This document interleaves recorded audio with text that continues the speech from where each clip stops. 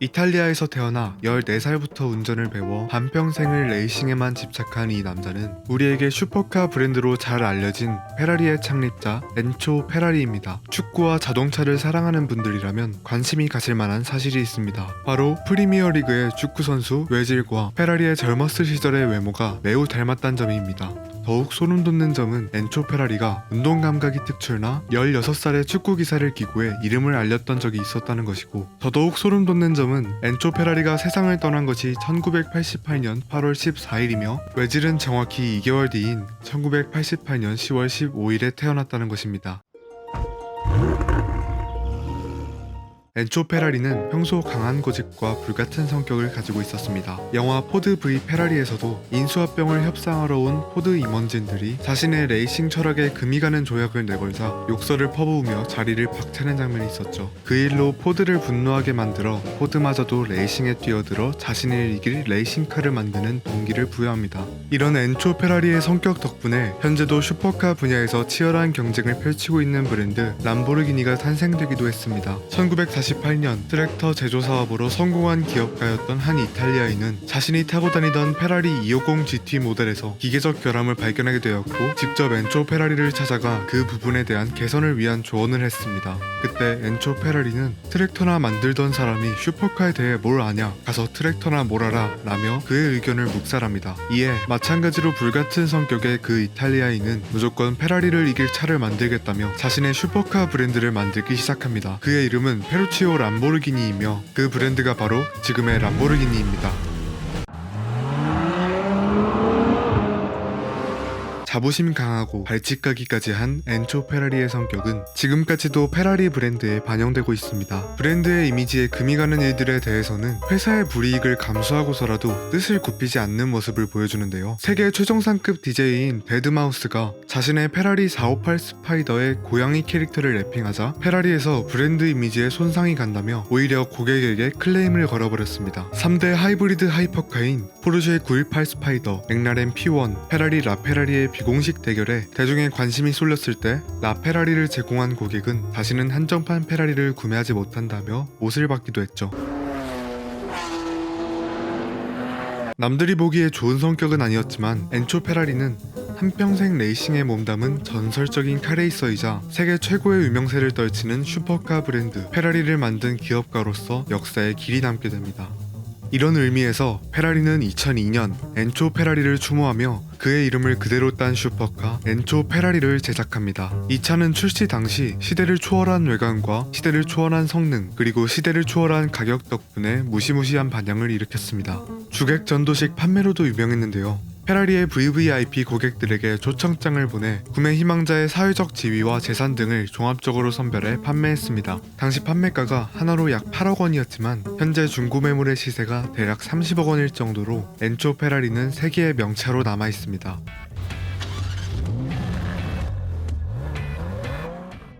국민게임 리그 오브 레전드에는 게임 캐릭터인 헤카림을 페라리와 합쳐버리는 헤라리가 있습니다.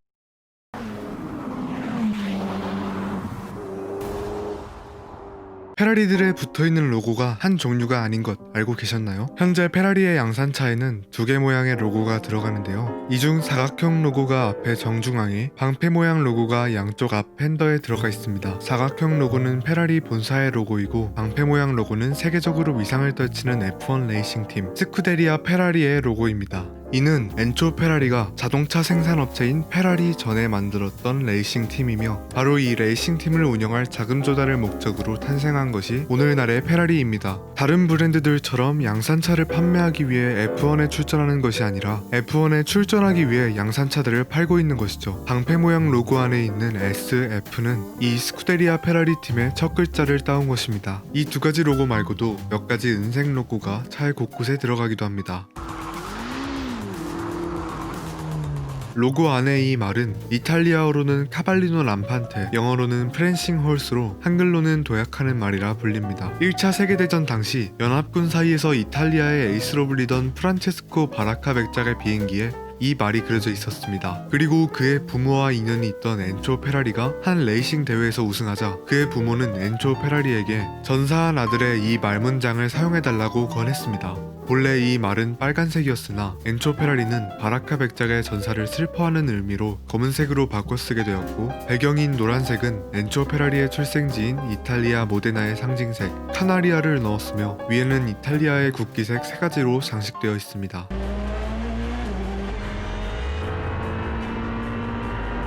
바라카 백작의 비행기에 어떻게 이 말이 그려지게 되었는지를 알아보면 놀라운 점이 발견됩니다. 당시 전투기 조종사들 사이에서는 자신이 격추한 적기의 문양을 자신의 비행기에 새겨넣는 관습이 있었는데, 바라카 백작이 격추했던 전투기 조종사의 고향이 독일의 슈투트가르트였습니다. 이곳은 포르쉐의 본사가 위치한 곳이며, 포르쉐의 로고 안에 있는 이 말은 이 슈투트가르트 지방의 문장에서 가져온 것입니다. 확신할 순 없지만 페라리와 포르쉐 로고의 말이 같은 기원을 가졌다고 볼 수 있는 것이죠.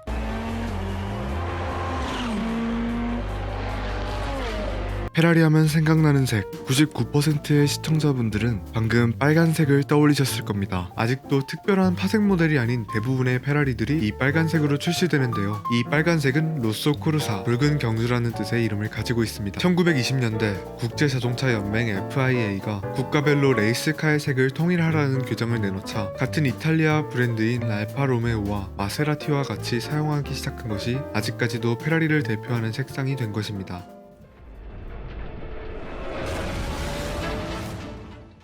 이 빨간색으로 도배가 되어 있는 놀이공원이 있습니다. 바로 아부다비에 위치한 페라리 월드인데요. 우리나라의 롯데월드를 제치고 세계에서 가장 큰 실내 테마파크가 된 페라리 월드는 세계에서 가장 빠른 롤러코스터인 포뮬러 로사로 유명합니다. 포뮬러 로사는 출발한 지 4.9초 만에 시속 240km로 달려 지상 52m 높이까지 올라가며 70번의 급커브가 있는 2.9km의 트랙을 빠르게 완주합니다. 참고로 출발 속도가 빠르기로 알려져 있는 롯데월드의 아틀란티스의 최고 속도는 시속 72km 정도입니다. 출발한 지 2초 만에 시속 100km를 찍는 볼이 일그러질 정도의 속도 때문에 특별 제작된 고글을 꼭 쓰고 탑승해야 한답니다. 뿐만 아니라 곳곳에는 페라리의 모델들이 전시되어 있고, 한화로 약 25만원 정도를 지불하면 30분 동안 진짜 페라리를 운전해 볼 수도 있습니다. 599 GTB 피오라노라는 모델의 시트를 얹은 다른 롤러코스터와 F1 선수들이 훈련하는 것과 같은 시뮬레이터로 가상 트랙 체험을 해볼 수도 있습니다.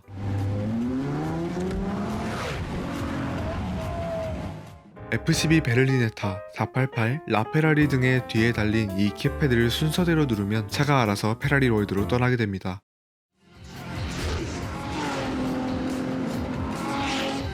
레이싱이 본체인 브랜드답게 페라리의 스티어링 휠에는 운전자가 오로지 운전만 집중할 수 있도록 하는 기능들이 있습니다. 다른 차들이 운전대에 오디오 조절이나 반자율 주행 기능 버튼을 넣을 때, 페라리는 상하향 등 댐퍼 설정, 와이퍼, 주행 모드를 변경할 수 있는 마네티노 다이얼 등 운전과 가장 밀접한 관련을 가진 기능들을 운전대 안에 배치했습니다. 그중 가장 좋은 평을 받는 것은 양쪽에 있는 방향 지시등 버튼과 강렬한 빨간색으로 운전자를 매혹시키는 야무진 시동 버튼입니다.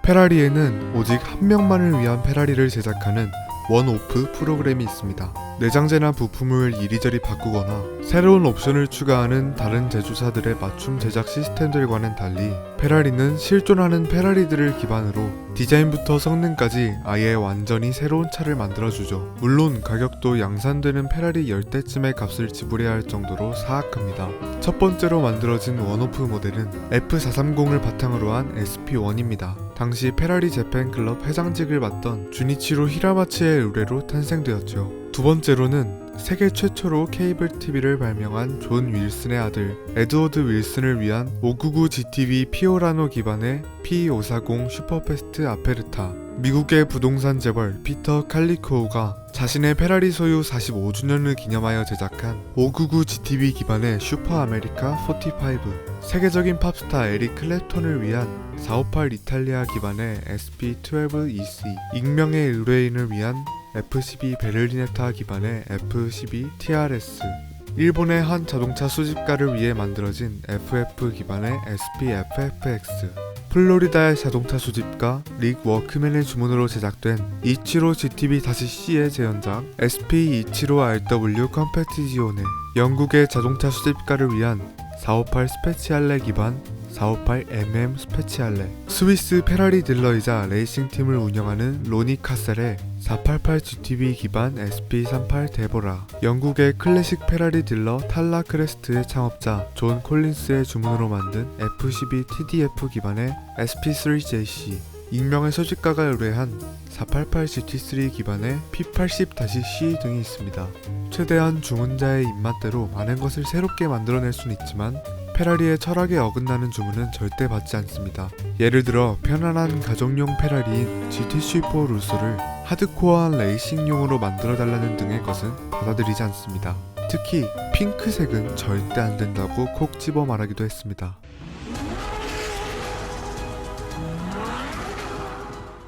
축구선수와 관련된 일화가 하나 더 있는데요. 탑급 축구선수 호날두의 유소년팀 시절 그는 팀에서 수레를 끌고 다니며 쓰레기를 치우는 벌을 받았었는데 누군가 그 수레에 페라리라고 낙서를 적어 놓았던 것입니다. 그가 벌을 받을 때마다 친구들은 부릉부릉 야 페라리 지나간다며 그를 조롱했고 호날두는 그때 계속 짖어라 난 언젠가 진짜 페라리 탄다고 소리쳤습니다. 그리고 그는 먼 훗날 어느 한 다큐멘터리에서 그의 빨간 페라리와 함께 그들을 향해 카메라를 쳐다보며 이렇게 말했습니다.